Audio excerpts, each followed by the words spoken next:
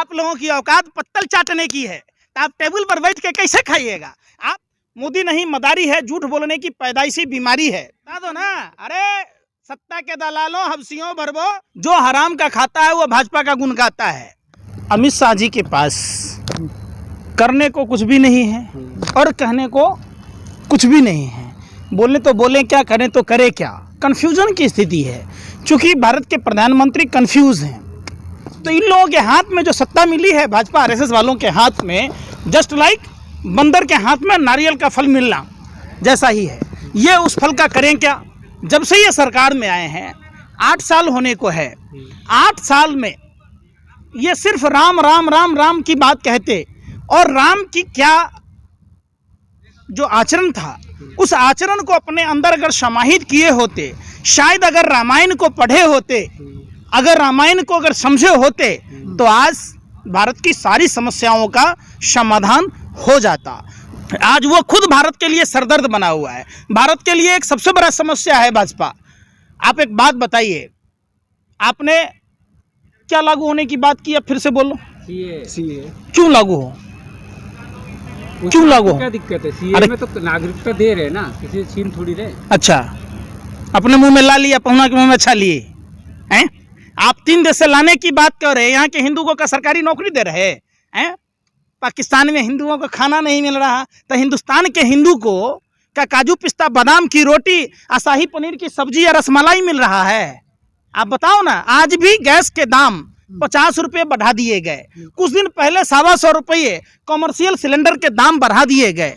ये सिर्फ और सिर्फ इनका क्या है, ये लोग मदारी का खेल जानते।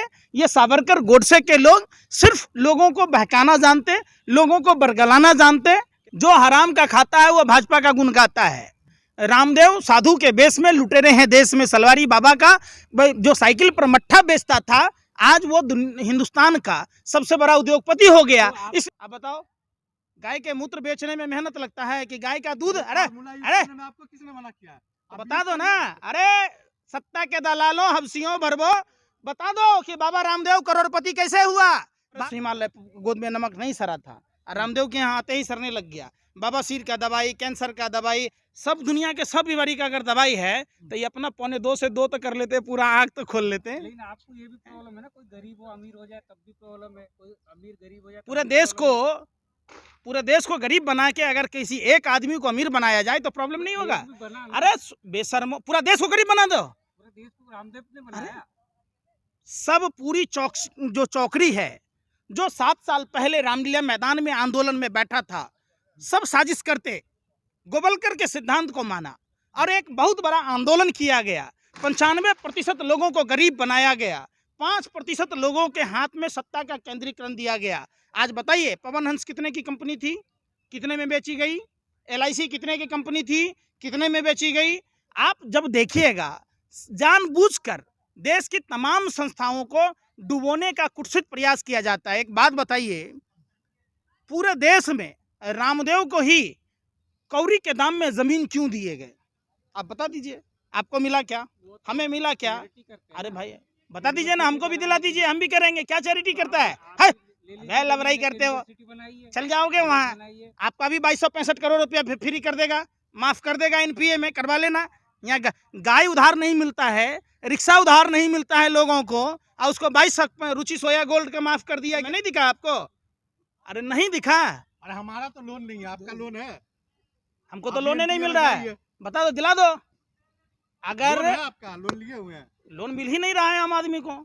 लोन तो सिर्फ उसको मिलता है जो भाजपा का सहयोगी है, जो भाजपा का प्रचारक है। आप लोन लीजिए और देश छोड़कर चले जाइए। आप अरे सहयोगी बनने से आप बनिए ना, किसने रोका है क्या आपको? फिर बोलेंगे उल्टा सीधा तो खराब लगेगा। आप पत्रकार हो कि भांड की तरह भौंकने वाले कुत्ता भी बेवजह नहीं भौंकता है। आप जो भैं भैं करे जा रहे हैं, आप बताओ। अरे भौंकना नहीं है, अरे भौंकना काम नहीं है। सुनो, ये दलाली करना भाजपा कार्यालय में। सुनो पहले बात, गांव में आपको लोन दिलवा दीजिएगा किसी आदमी को? है औकात दिलाने की? आपने लोन लिया है क्या? लोन के जाके ना चप्पल घिस जाएगा। और इनको घर बैठे, अरे सुनो, ये फालतू बातें करने के लिए हम मत आया करो। सुनो पहले बात, अरे सुनने रहे, आपके पास लोन है ना, NPA हुआ आपको कि माँ के बाप की कसम है, 100 आदमी का हम फॉर्म देते हैं, आप लोन दिला दो। है औकात दिलाने की? मियां, ठीक भै है, भै आप भै अपनी बात फिर वही करिए। बात आपकी बात दिला दो, करिए। हमें दिला दोगे? आपकी मैं बात दूं करिए, आपको? आपका है लोन। किसान आंदोलन साजिश का शिकार हुआ। जिस तरीके से अन्ना आंदोलन खड़ा किया गया था, उसके बाद किसान आंदोलन एक सही दिशा में जा रहा था लखीमपुर खीरी की घटना पर। उसके बाद चूंकि यूपी में चुनाव थे, 5 राज्यों में चुनाव थे, और तमाम रिपोर्टें ये बता रही थी किसान आंदोलन चलता रहेगा तो भाजपा को चुनाव में हार का सामना करना पड़ेगा। प्रधानमंत्री ने गलत बयानी, और जैसा कि वो परंपरागत मोदी नहीं मदारी है, झूठ बोलने की पैदाइशी बीमारी है। जब ये मुख्यमंत्री थे एमएसपी पर कानून बनाने की बात कहते थे, मतलब वो प्रधानमंत्री पर ठीकरा फोड़ते थे। जब वही प्रधानमंत्री मुख्यमंत्री जब प्रधानमंत्री बने तो एमएसपी पर कानून नहीं बनाया, 8 साल हो गए, ये सबको पता है। और उन्होंने जो कृषि काला कानून वापस लेने की बात की, उस पर भी कोई चर्चा नहीं हुई। इन्होंने ऑर्डिनेंस पास किया था, वैसे ही ऑर्डिनेंस पास करके ये तो प्रधानमंत्री कह ही सकते ना कि ये तीनों काला कानून लागू नहीं होगा। जो मोदी गो बैक के नारे लगे, आपको नहीं दिखा। मोदी जी विदेश की धरती पर गए, जय श्री राम भूल गए, राम को भूल गए, ओ माय गॉड बोल रहे थे। प्रधानमंत्री जब विदेश के दौरे पर गए तो आंकड़ा छुपाने में भारत दूसरा सबसे बड़ा देश है। इन्होंने झूठ बोलने में तो पाकिस्तान को भी पीछे छोड़ दिया। तो आपने डंका बज रहा था ना, प्रधानमंत्री विदेश के धरती पर प्रभु श्री राम का नाम भूल गए, तो आपको वो भी नहीं दिखा। गॉड कहना कोई बुरी बात है? जय श्री राम नहीं बोलना बुरा बात नहीं है। जहाँ पे आप भारत में घूम घूम के दैतिलीलाम विदेश जाते ही दैतिलीलाम तो होते हैं। वोट बोलते हैं ना, वहाँ जैसा संस्कृति वैसे ही तो बोलेंगे। अच्छा, तो आप वहाँ पे भी नारे थोड़ी लगाएंगे जाके विदेश में। अब विदेश में जाके अपने पापा को क्या कहिएगा बेटा, कि पापा ही कहिएगा? अरे हम पूछ रहे हैं कि बाप ने परलग पढ़ ली। हमारे यहाँ कहावत है, राम की धरती के लोग थे, विदेश गए, आपके मुंह से जय श्री राम निकलना था, ओ माय गॉड क्यों बोले आप राम को भूल गए। इसका मतलब राम आपके दिल में नहीं बसते हैं, राम का आप व्यापार करते हैं। आपकी औकात जो रहेगी वही ना मिलेगा। औकात है ना, औकात नहीं ना तो है, आप लोगों की औकात पत्तल चाटने की है, तो आप टेबल पर बैठ के कैसे खाइएगा? आप 150वें पैदान पर लुढ़क गए, आप झूठी खबर दिखा रहे। सोचिए, आप लोगों के लिए मुंह में कालिक पोत कर चुल्लू भर पानी में डूब मरने जैसा है कि आपको वहां पीसी में, प्रधानमंत्री के पीसी में घुसने नहीं दिया गया। और आप कितने बेशर्म हैं कि दांत फाड़ के ही घुसने नहीं दिया। अरे क्यों नहीं घुसने दिया बेशर्मो? और करो दलाली मोदी जी की। 2014 में जो एक्साइज ड्यूटी थी और 2022 में जो एक्साइज ड्यूटी है, अगर 2005-14 के मुकाबले 2022 में एक्साइज ड्यूटी लिया जाएगा तो 18.5 रुपये पेट्रोल और डीजल पर दाम कम हो जाएंगे। होगा कि नहीं होगा? तो क्यों नहीं कर रहा प्रधानमंत्री?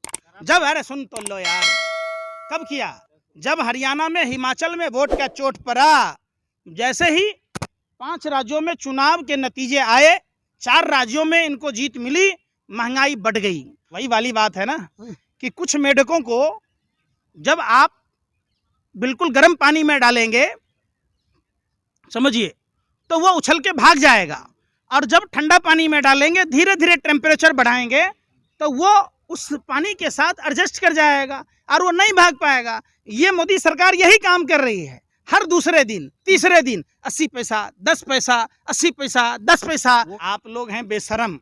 हमारे यहाँ कहा बेशरम को के तेरे पिछवाड़े में पीपल का पेड़ जन्म गया, तो बोला कोई बात नहीं, छाहे हो रहा है। वही आप बेशरम हो। कितनी आसानी से आप लोग भाजपा की दलाली खाकर इतने बेशरम, इतने नीच हो गए कि मात्र 50 रुपया दिखता है। अरे सुना, पीपल का नहीं, तार से पहले जब ये मुख्यमंत्री थे तो प्रधानमंत्री पर तमाम ठीकरा फोड़ा करते थे।